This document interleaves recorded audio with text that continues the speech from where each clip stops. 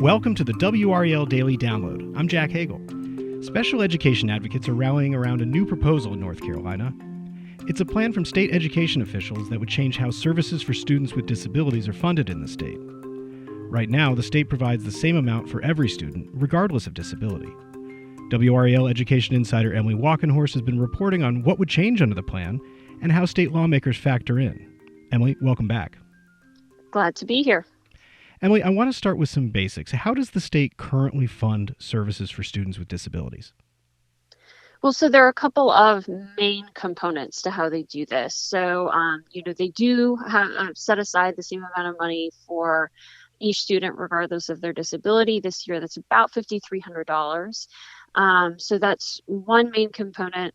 It's the same for every student. But another component is they have what people call a cap on funding, and that sits at about 13% right now. So the way that works is the state is willing to fund up to 13% of your student population for special education services. So if you are a school system and 10% of your students qualify for special education, you'd get 5,300 for all of the students up to 10%. So basically all of your students would get funded. But if you had 15% of your student population qualifying for special education, you would only get up to that 13% cap. So essentially, you would get less money per student than that 5,300 amount. Now, how many students are we talking about here statewide? And also, what kinds of services do these funds pay for? So there are roughly, I think, about 210,000 students with disabilities in North Carolina. That's out of about 1.5 million students across the state. So it's a pretty big population of students here. The statewide average is kind of close to that cap. But one thing that's important to remember is that most school systems in North Carolina are actually above that 13%. They identify more than that percentage of students as qualifying for special education. The types of services they receive really kind of, depends on the disability, what the student needs help with. A student might just need a few pull-out sessions a week for, say, speech therapy, if they're having some speech issues, or maybe some reading interventions if they have dyslexia. So the school is going to pay for a therapist or a tutor or a reading program. But then there are some students who might need a full-time or part-time aid because maybe they have a severe physical disability, or they have, maybe a form of autism that just requires somebody to be closer to them. Maybe they need somebody to take notes for them because they struggle with handwriting. And so those are some more intensive services, but there's really a wide variety of services that students might receive. So there could be a lot of variability from district to district, right?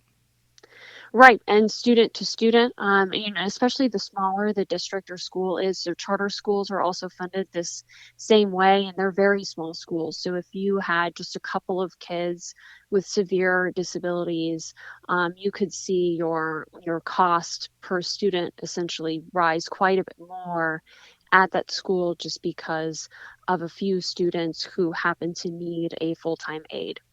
Now, state education officials say there's a better way to do this. What are they proposing? Right. So they are proposing, they're calling it a weighted formula. And essentially, what that means is they want to fund based on need. So they think a way to do this would be to split students into three different categories of needs. You've got your low needs, your medium needs, high needs types of students. So if maybe a student needs pretty they can actually spend most of their time in the general education classroom. Maybe they don't need too much in the way of accommodations.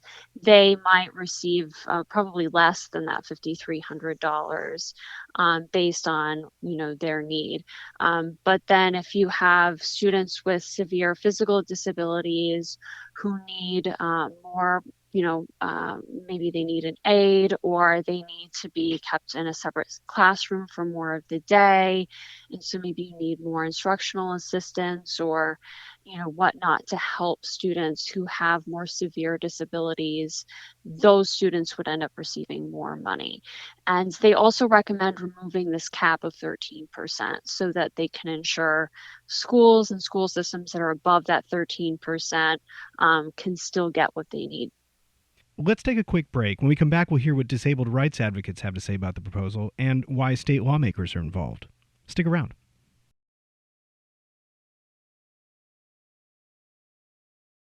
Welcome back to the WRAL Daily Download. We're talking with WRAL Education Insider Emily Walkenhosrt about funding for North Carolina students with disabilities. Emily, this new funding proposal is one of a number of changes that education officials have been supporting for years. What else have they been pushing for? So it's kind of some of these same things they've been pushing for over and over again. Maybe they had a slightly different idea for how to fund based on need, but pretty much most of them have recommended getting rid of this 13% funding cap. The funding cap actually used to be 12%, 12.5%.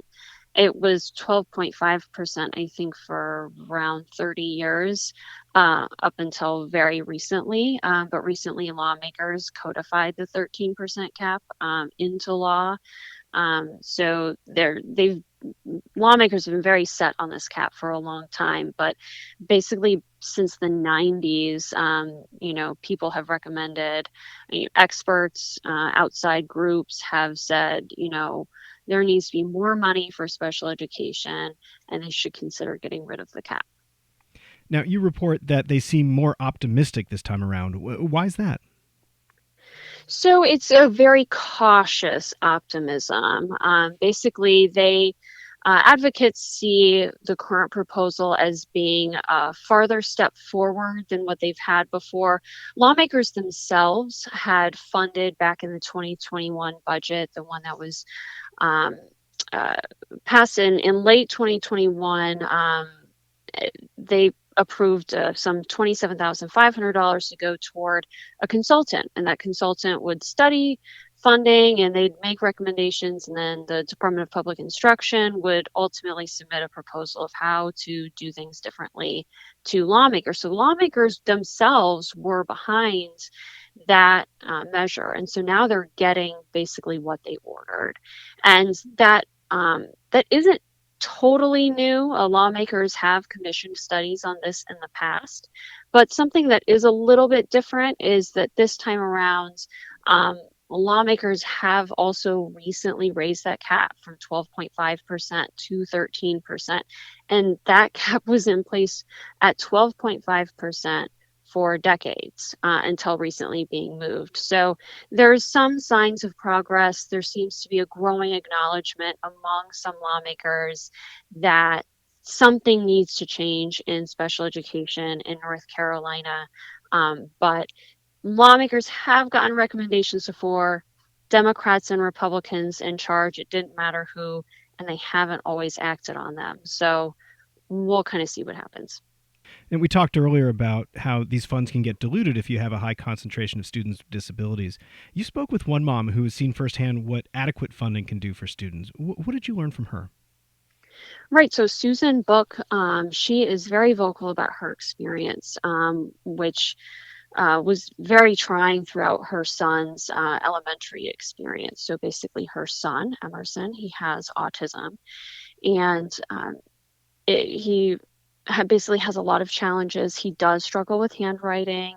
He does struggle with certain things, with feeling dysregulated and needing to kind of manage some of his stress so that he can avoid having meltdowns.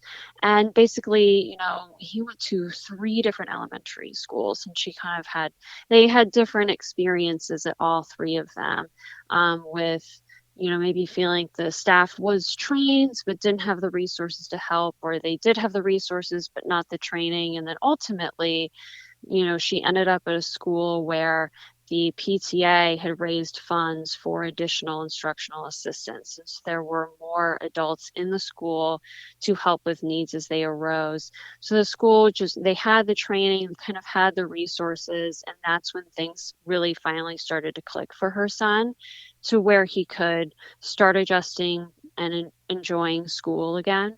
And so, she talks about this experience, just saying we need resources to help, kids like my son get the education that they deserve. Now, you've reported a lot on students with disabilities. Can you explain what happens when students don't get the services they need? There's a whole chain reaction, right? Right. So it kind of depends on, what the situation is. Essentially, federal special education law says, if a student has a disability, it's interfering with their education, you have to create a plan to basically make sure that they can maximize their education experience. They can learn everything they need to learn because they have accommodations to help them get there. So basically, if they aren't getting the services that they need, that can play out a couple of different ways. So if they have a plan under this law that calls for something and they don't get it, obviously that can turn into a legal situation. The school could end up, with a complaint against them. This service wasn't provided that was supposed to be provided. But also sometimes, we hear from advocates, we hear from families that sometimes things are just not really written into these plans because it just can't be guaranteed that the school would be able to provide the service.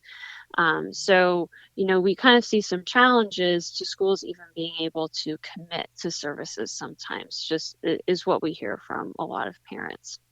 And if they don't get adequate funding, then their education suffers, they fall behind. Right, the services are critical toward making sure the students can actually get, what they need. We hear from families of children with dyslexia, and they might be several grade levels behind on some of the measurements of their reading. And so it's really important for them to be able to get the tutoring they need and to be able to get it often, as an example. So what happens next with this proposal? You mentioned that there's some cautious optimism. What kind of approvals do officials need here? So the General Assembly is who ultimately decides how special education is funded. So they're the ones who have set this cap at 13%, and they're the ones who set this $5,300 total for funding per student. And that dollar figure changes a little bit with each budget. Usually the cap doesn't change, but that has changed the past couple of sessions, though they did codify the 13% cap in law finally in a recent budget. So ultimately, it's up to lawmakers to decide they want to do things differently. So, we might be hearing, there's an appetite, at least among some lawmakers, to recommend changes here. But ultimately, it's up to legislative leadership and, a sense of how many people are going to vote in favor of this. We know that this plan, could cost some additional money. A lot of advocates think additional money is needed because they believe the program is underfunded. So, lawmakers basically have to consider all of these things and decide how to move forward. Well, we know you'll be watching as this develops. Thanks, Emily. Glad to be here. That's WRAL Education Insider Emily Walkenhorst. For her in-depth look at funding for students with disabilities, go to the education section of WRAL.com. I'm Jack Hagel. Thanks for joining us, and thanks for listening to the WRAL Daily Download and for making us part of your morning routine. Another great way to get WRAL news is the Morning Briefing newsletter. It's a daily email with Triangle news, events, and headlines to help you get ready for the day. Sign up at WRAL.com/newsletter.